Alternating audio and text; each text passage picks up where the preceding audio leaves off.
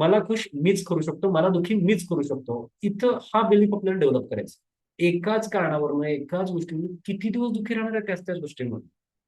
कुठेतरी त्याला ब्रेक येणं गरजेचं आहे. आपल्या आयुष्याची आपण काही ना काही डेफिनेशन मानून ठेवलंय, की काही ना काही अर्थ लावलाय, की अरे असं म्हणजे आयुष्य, तसं म्हणजे आयुष्य, काही ना काही मानून ठेवलेलं आहे आपण.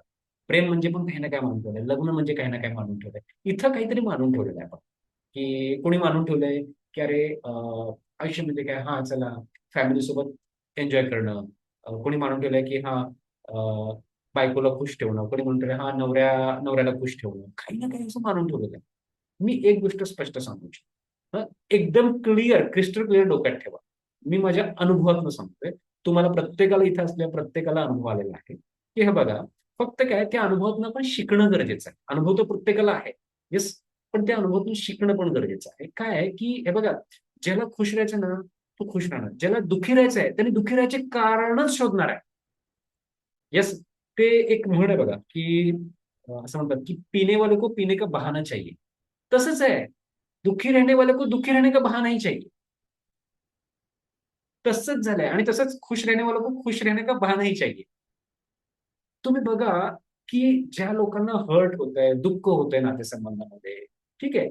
त्यांना काय माहिती का, आज या कारणामुळे दुःख झालं, आज ह्याच्यामुळे दुःख, उद्या त्याच्यामुळे दुःख, काल त्याच्यामुळे झालं, तर परवा वेगळ्या कारणामुळं. ते कारण सॉल्व्ह झालं, दुसऱ्या कारणामुळे दुःख. ते कारण सॉल्व्ह झालं, तिसऱ्या कारणामुळे दुःख.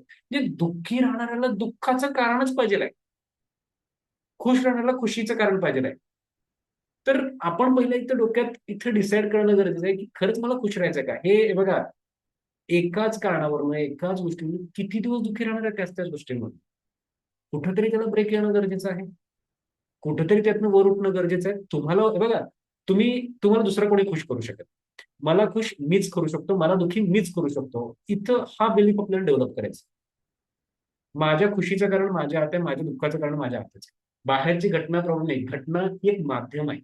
घटना एक माध्यम आहे. घटना घडली, त्या घटनेबद्दल मी माझ्या मनामध्ये काय बडबड करतोय, त्यानं मी खुश होतोय किंवा त्यानं मी दुःखी होतोय. एवढंच डोक्यात ठेवा तुम्ही. बाहेरची घटना प्रॉब्लेम नाही. समोरच्यानं असं वागलं, तसं वागलं. हा तसं वागतच आहे. इतकी वर्ष झालं काय नवीन आहे त्यात? नवीन काय सांगा? हां, माहीत नसताना ठीक आहे गोष्ट वेगळी. तसंच वागत आहे. तरी पण किती दिवस दुःखी राहायचं? त्यातनं काहीतरी वर उठणं गरजेचं आहे. किती दिवस त्रास सहन करायचा? किती दिवस स्वतःला टॉर्चर करायचं? म्हणतो समोरचा व्यक्ती, अरे आपणच आपल्या मनामध्ये स्वतःला किती टॉर्चर करतोय. स्वतःच स्वतःला किती त्रास करून देतोय. यातनं बाहेर पडणं गरजेचं आहे. त्यामुळं इथं डोक्यात पक्क ठेवा, की ते जे म्हणले ना, "पीने वाले को पीने का बहाना चाहिए, दुखी रहने वाले को दुखी रहने का बहाना चाहिए." त्यामुळं आपण जोपर्यंत डिसाईड करत नाही, तोपर्यंत आपण आपल्या दुःखातनं बाहेर येत नाही. आपण मानून ठेवलंय, की समोरचा खुश झाला, की मी खुश होणार. तर इथं मानून ठेवा, इथं तुम्ही बघा, की तुम्ही समोरच्यासाठी किती काय-काय करताय. समोरचा कधी खुश होतोय, कधी दुःखी राहतोय. तर त्याच्या मूडवर डिपेंड आहे. तर हे तुम्हाला शिफ्ट करायचं आहे स्वतःवर. समोरच्यावर प्रेम करण्याअगोदर स्वतःवर प्रेम करायला लागायचं. येस, मला माझ्या स्वतःला खुश करायचं. मला माझ्या स्वतःला आनंदी करायचं.